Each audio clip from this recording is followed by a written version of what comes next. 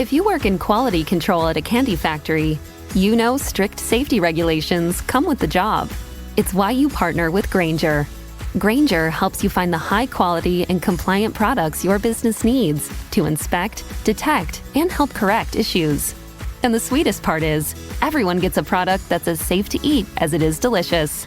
Call 1-800-GRAINGER, click Grainger.com, or just stop by. Grainger, for the ones who get it done.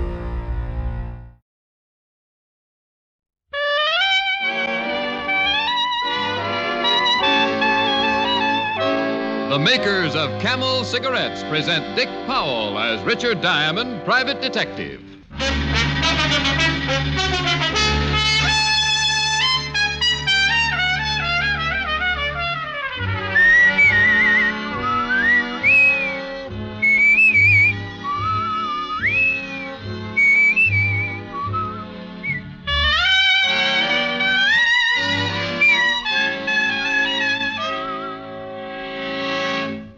What is the 30-day Camel mildness test? It's a sensible test of cigarette mildness based on steady smoking. And here's all you do. Smoke only Camels for 30 days. Smoke them as your steady smoke and see how rich, how flavorful Camels are, pack after pack. Yes, smoke Camels as your steady smoke for 30 days. And discover how well Camels agree with your throat, week after week. Tonight, start your own 30-day Camel mildness test. Make the Camel 30-day test and you'll see. Smoke Camels and see.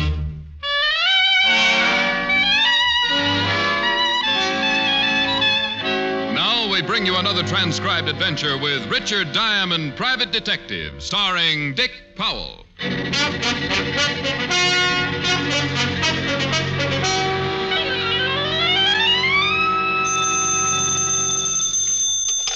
Diamond Detective Agency. A pleasant smile, a cheerful rhyme, and we'll keep you from doing time. Oh. Hi, Helen. Hi. Rick, where do you get that cheerful rhyme bit? You didn't think so? I didn't think so. Killjoy. Why can't you answer the phone like other people do? Just say hello. You know, I never thought of that. You should try it sometime. Your prospective clients might think they were dealing with a sane, normal person. You think it's fair to mislead them? Oh, Rick. Are you busy? Silly girl. Busy detectives make money. I just sit at my desk and make conversation with a beautiful redhead. Well, why don't you leave your desk and come make conversation with said redhead in person? That's not a bad idea. I'm all alone. The idea's getting better. It's not even noon yet. We can go for a long walk. Oh. Well, you don't sound very enthusiastic. What's wrong with taking a walk? Honey, in my business, I do more leg work than a pair of nylons. Walking just isn't my idea of a ripping good time. Have you a better suggestion? You can know me for 5 years and ask questions like that? Oh, now, dear, let's just... skip it. I am not alone. Client? Shrimp Martin. Oh, I don't think I know him. Well, that's something to be proud of. Call you later, dear. Bye. Bye. Hello, Diamond. Never mind shaking hands, Shrimp. I want to keep my cufflinks. You know me, Rick. Too well. What brings you here, small man? Strictly business. Oh, come off it, Shrimp. You don't have enough to hire a bathtub, let alone a detective. On the level, Rick. I'm here to make you some dough. Just a big-hearted guy, huh? Okay, spell it. You heard of Hank Burton. I read the papers. Then you read how Hank lifted 50 G's worth of rocks a few months back. So? So they're offering an even grand reward for whoever brings Hank in. What are you getting at? Just that even 1,000 is your fee if you'll do the little job. What? Hank Burton, he's the one who sent me. He says he'll let you turn him in and collect the grand. Well, another big-hearted guy. Make yourself clear, Shrimp, and fast. Burton wants to see you. He wants you to do a legit job for him. He'll pay you for it by letting you turn him in. Doesn't make sense. Sure it does. Hank's a sick boy, bad heart condition. If he don't get some hospital care soon, he's a goner. Only as soon as he shows up at the hospital, the cops will nab him. So he might as well give himself up. And he'll let me be the one to collect the reward for it, huh? You got it right. That's his way of paying you for the job he wants done. Just what's the job? Sorry, I said as much as I know. Except the job is strictly on the up and up. The rest you can hear from Hank himself. Where do I find him? I take you to him if you're interested in taking the job. Shrimp, I'm interested in almost anything that involves $1,000. Only if this deal isn't on the level, I'll ram those buck teeth of yours down your throat. I tell the truth, I swear it. Don't bother to cross your heart. I doubt you'd be able to find it. Let's go see Burton.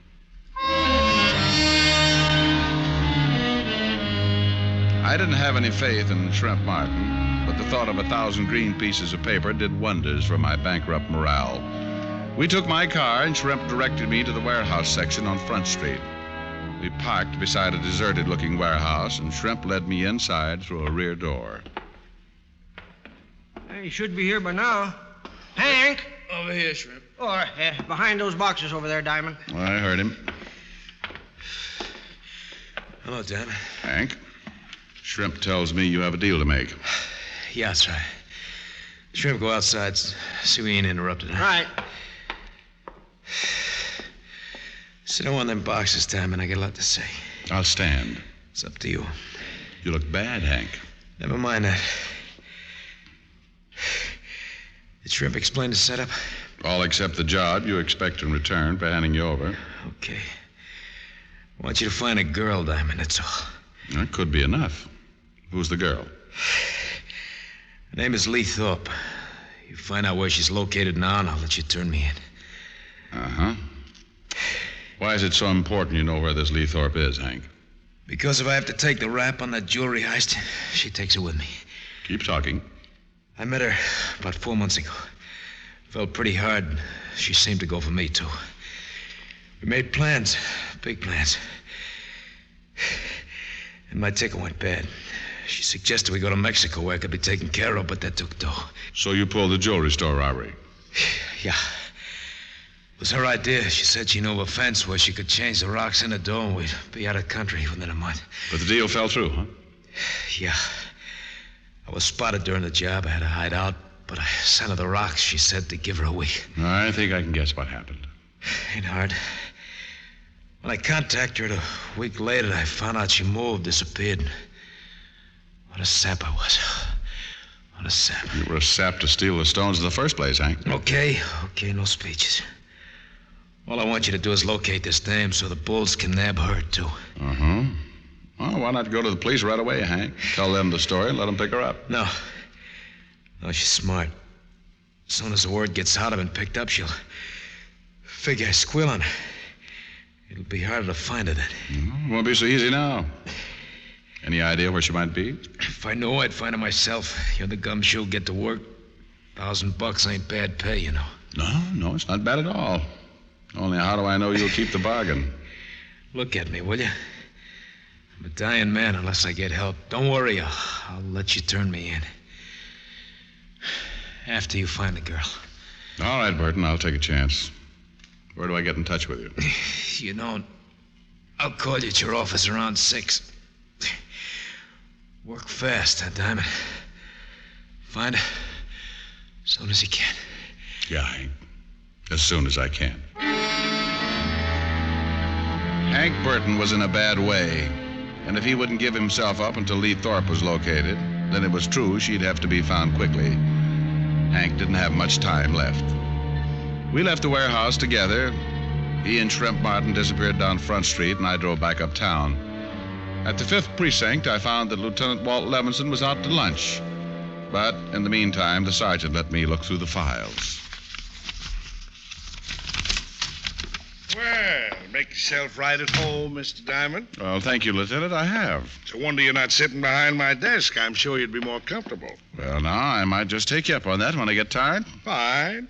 Maybe you'd even like one of my uniforms to wear. Now, Walt, let's not carry the joke too far. When I was on the force, I tried to get into one of your uniforms. It looked like Bonnie Prince Charlie in a raccoon coat. Just when I need after a nice lunch. You around to give me indigestion. What are you looking for, anyway? I found it.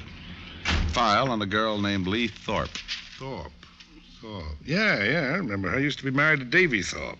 Used to be? Yeah, it's all there in the folder. She split up with Davy 2, maybe 3 years ago when he was sent up. Davy's still in prison? Out about a year ago. What do you want this Lee gal for?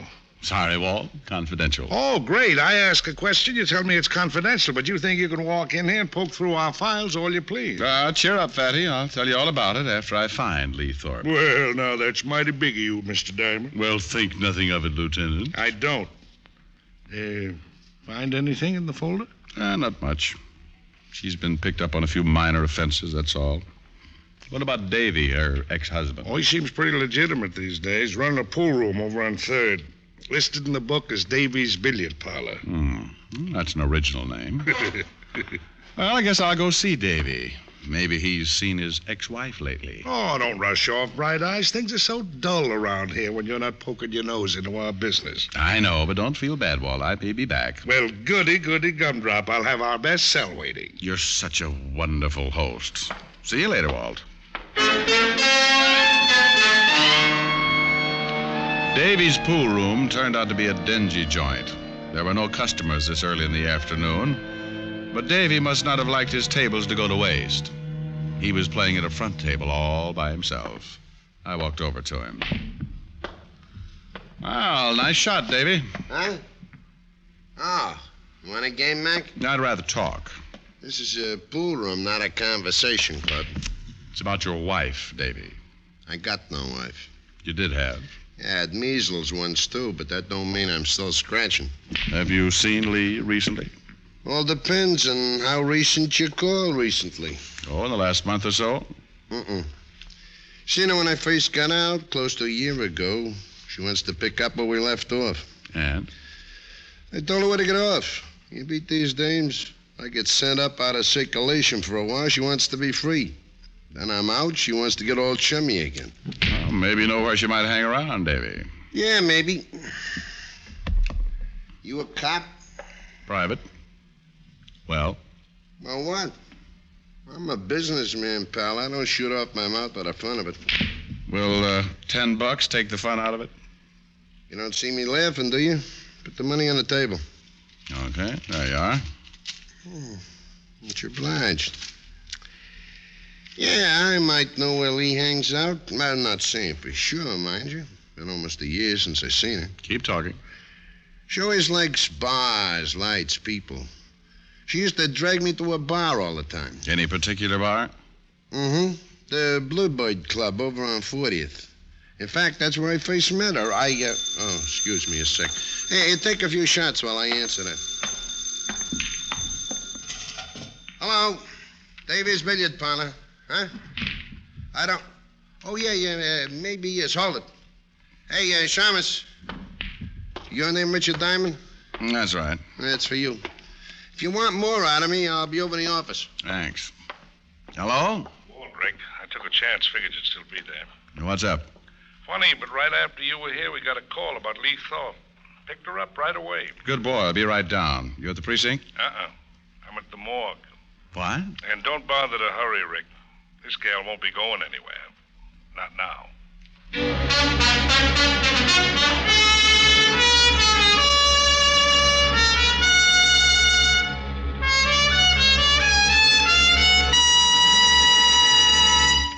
Before we continue with Richard Diamond, here are a few words about smoking enjoyment. According to nationwide surveys made by independent fact-finding organizations, more doctors smoke Camels than any other cigarette. That fact was brought to light a few years ago when 113,597 doctors were asked this question. What cigarette do you smoke, doctor? The brand named most was Camel. In repeated surveys, doctors in all branches of medicine have been asked the same question. And each time, Camel leads all the rest. Yes, these surveys show that more doctors smoke Camels than any other cigarette. Why don't you start smoking the cigarette so many doctors enjoy? Start smoking mild, flavorful Camels tonight. How mild can a cigarette be? Make the Camel 30-day test and you'll see. Smoke Camels and see. And now back to Richard Diamond, Private Detective, starring Dick Powell.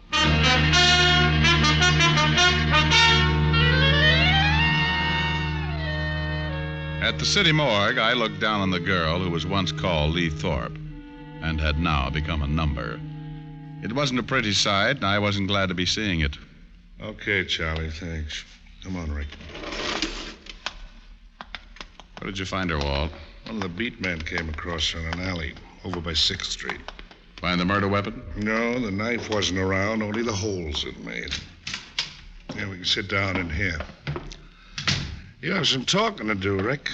No more of this confidential rigmarole. Okay, Walt. You ask the questions, and I'll answer as best I can. Number one, why were you looking for the dame? Client hired me to find her. Who's the client? You know, Walt, this is going to sound screwy. Cut the build-up. Just make with the answer. Okay. The client is Hank Burton. Well, at least we... What? Hank Burton? That's right. Now, sit down, Fatty, and wipe that shocked expression off your face. Rick, boy, do you happen to know who Hank Burton is? That we've been after him for 2 months? I know. And if things had gone as I planned, you'd have had him in a cell by tomorrow. I guess I'd better explain, Walt. Yeah, I think you'd better. And make it good, Rick. Plenty good. I told Walt about Burton, about the $1,000 fee, and Burton's illness. He wasn't happy about the whole thing, but at least he now knew as much about the case as I did, which wasn't much for either of us to know. So Burton figured the gal gave him the double cross, huh? Yeah, I guess that's it. He wanted me to find her, just so he could turn her in when he gives himself up. Maybe and maybe not. Maybe he found her before you did. Maybe he's the one who put those knife wounds in her back. I doubt it, Walt. If he'd had any idea where she was, he wouldn't have bothered to hire me. Then why was she killed? Well, she must have known where $50,000 worth of jewelry was. Good enough reason? Yeah. Well, what now? You think Burton will still turn himself in after he hears the girl's dead? I think so. He's pretty sick. Hasn't got a chance on his own. Uh-huh. Well, I'm going back over the neighborhood where we found the girl's body. We figure she lived around there. Maybe we can find out where. It's a start, anyway. Good. I'll wait for Hank Burton to contact me. Okay. And, Rick, if you turn up anything, let me in on it this time, huh? I waited until 6 o'clock in my office, and then Burton called. I didn't tell him about the girl over the phone. Instead, I made a date to meet him an hour later on the Christopher Street ferry. The ferry was in when I arrived at the slip, so I went aboard. I agreed to meet Burton on the lower level port side. I went there, sat down on one of the benches. But 5 minutes later, the ferry pulled out, and there was still no sign of Hank Burton. Diamond? Huh? It's me, Shrimp. Oh, that's quite a professional way you have of sneaking up on people, friend. Yeah. Enjoy the ride, Diamond. We go over to Jersey, then we come back. And then we get off. Where's Burton? He couldn't make it. Want you to meet him back at the warehouse we met in this morning. Oh, great. Why didn't you get here before we pulled out? I tried. Not as fast as I used to be. Uh-huh. Now, tell me, Shrimp, just why couldn't Hank make it here?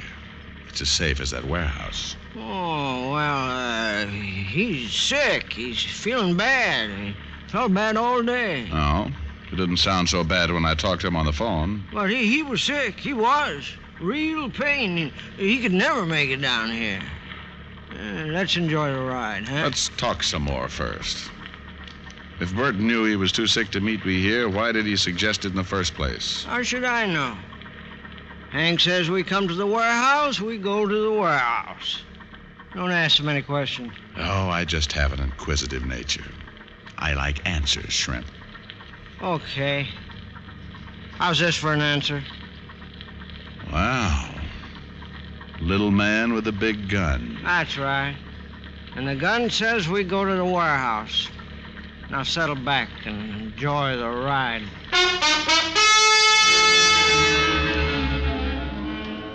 It was the most uncomfortable boat ride I'd taken in years. Shrimp put the gun back in his pocket, but kept it pointed toward me. The ferry finally returned to the New York side, and we got off. Then we drove back to Front Street and parked beside the warehouse. Okay, Diamond, in the back door. Well, stop waving the gun back and forth, Shrimp. You'll wear yourself out. No cracks. Go on, open the door. Where's Burton? Same place, over behind those boxes. Move. I still don't get it, Shrimp. Why wouldn't Hank come to the ferry, and why the artillery to make sure I came here? That's far enough. I'll light this candle, Diamond. Maybe you'll get your answer then. Well, that's better. At least I... Uh-oh. See what I mean, Shamus? Yeah, Shrimp. I see what you mean. Hank Burton wasn't bothered by his heart anymore. He lay there on the floor with a stupid expression on his face that the sudden dead often wear. His eyes were open in a bewildered stare, and his teeth were clenched tight. Hank Burton had died quickly, without warning, and it looked like I was next in line. Surprised, Diamond? You didn't bring me here for a reaction, Shrimp. Uh-huh. I just get a kick out of seeing your face. Yeah. Good old Shrimp, the loyal friend. Hank trusted you. Oh, that was a big mistake. Hank was a sap. I stuck with him because I thought he'd get his hands on them rocks again. Then I'd get a split. Only Hank didn't want the stuff back, huh? He was going to let me turn him in, and that left you out in the cold. You got it right. When I knew he was sicking you onto the dame, I went to the guy who really has the stones. Yeah, I figured there was someone else in this. You're not brave enough to try something like murder alone. He does very well at it, Diamond, believe me. Well, Pool Hall Thorpe, little Davy. You're a long way from your pool room, pal. There's more profitable things than pool rooms, Diamond. So it would seem. Like handling stolen jewelry. Uh-huh. You sure no one followed you, Shrimp? Positive. Good. I'm sorry about this, Diamond, but you'll have to join Hank before long. Yeah, I'll bet you're sorry. You were sorry when you killed your ex-wife, too, huh? Real sweet guy. She brings you the stones, and you pay her back with a knife. Well, what could I do? Shrimp tells me there's a detective looking for her. He was a good kid, but she didn't have much knife. She'd have talked her head off if you'd found her. Oh, I see. But why Hank and now me? Well, look at it this way. We finish you with the same knife that killed Lee. Then we put the knife in Hank's hand and the gun that killed him in yours. Oh, that's really great. Davy, I'm afraid you've been reading Pulp Fiction. So the cops get wise sooner or later. It'll still give us time to get far away. Shrimp, you got the knife? Right here, Davy. Okay. We stall long enough, Shrimp.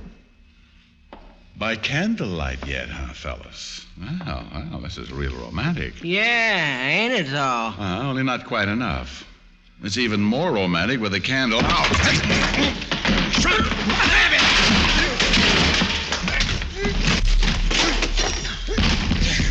Shrimp! Shrimp! He's taking a little nap, Davy, and I've got his gun. What?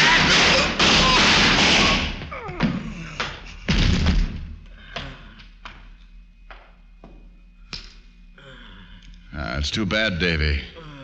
You should have stuck to your pool room. Okay, Shrimp, get to your feet. Diamond. Oh, shut up. Come on. Oh, my head. Shrimp, I made you a promise this morning. I said either this deal with Hank was on the level or your buck teeth were going down your throat. Oh, no, look, Diamond. Oh, shut up. Now, you know the old saying, Shrimp. See your dentist twice a year? Huh? Well, you won't have to worry about that now, friend.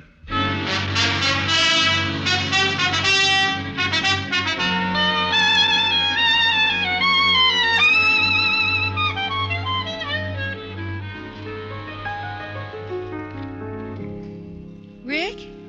Yes, Helen, dear? It's nice outside. If you're wearing a fur coat, it is. Oh, it's not really cold. Besides, you have a heavy coat. Helen, are you hinting that I should leave? Uh-huh. With me. I'd still like to go for that walk. Oh, no. Well, why not? The only time I see you is after a case. Then you just drop in, seat yourself at the piano, and take it easy. But, honey, I'm tired. Well, I'm not. I've been in all day, and I could use the exercise. Exercise, you want, huh? Well, I got a good idea. I'll chase you around the piano. It's your idea of exercise, huh? No, but just think of the fun we could have after I caught you. Oh, Rick, I'm serious. Just look out that window. Oh, stop shivering. Look at that moonlight. Isn't it romantic? What chances to give the Dodgers this year? A long walk.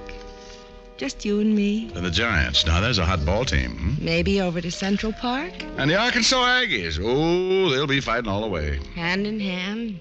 We get Arkansas Aggies. Yeah, my old home team. Richard Diamond, you are the most unromantic man in town. Helen, how can you say that? Don't I build a nice fire in the fireplace? I could get a Boy Scout to do that. Here we are, a fire, lights down low, a nice romantic song. And your idea of romance is a walk. Well, after all, Hey, where does that nice romantic song come in? Right about now. Well, couldn't you sing while we walk? Oh, sorry, honey. Throw another log on the fire. Keep my golden memories aglow. I don't see the face of my loved one when the logs are burning low. Throw another log on the fire. Bring back all the sweetest days I've known when our hearts were young in the springtime and her love was mine alone. Now there's nothing left but the embers. Springtime seems so long ago. Throw another log on the fire. Keep my golden memories aglow.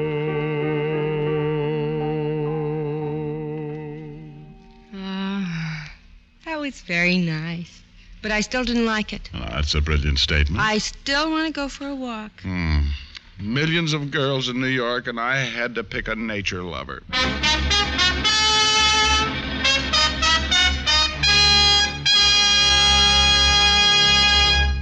Dick Powell will return in just a moment. Camel leads all other brands in popularity by billions of cigarettes per year. Yes, more people smoke Camels than any other cigarette. And among them are many people whose throats are important to their careers. For instance, our own Dick Powell. Dick, why do you smoke Camels? Well, I smoke Camels regularly because I like their taste. They're mild and they agree with my throat. That's mighty important when you use your voice as much as I do. Friends, why don't you find out how well Camels will agree with your throat? How mild, how mild can a cigarette be? Take the Camel 30-day test and you'll see. Smoke Camels and see. Here's Dick Powell with a special message. Thank you. Ladies and gentlemen, the makers of Camels have now sent more than 200 million Camel cigarettes to servicemen and veterans. This week, as every week, gift Camels are being sent to hospitalized veterans. They're on their way to Veterans Hospitals, Phoenix, Arizona, and Des Moines, Iowa. U.S. Army Station Hospital, Fort Benning, Georgia. U.S. Naval Hospital Ship Haven. Now, until next week, enjoy Camels. I always do.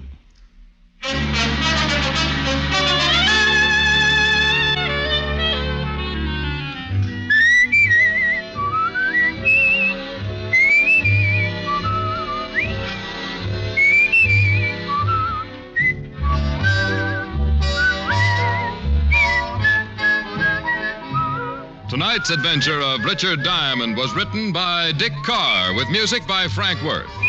Virginia Gregg was heard as Helen Asher and Alan Reed as Lieutenant Walt Levinson. Others in the cast were Junius Matthews, Tony Barrett, and Ted DeCorsia. Richard Diamond, Private Detective, is transcribed in Hollywood by Jaime Del Valle.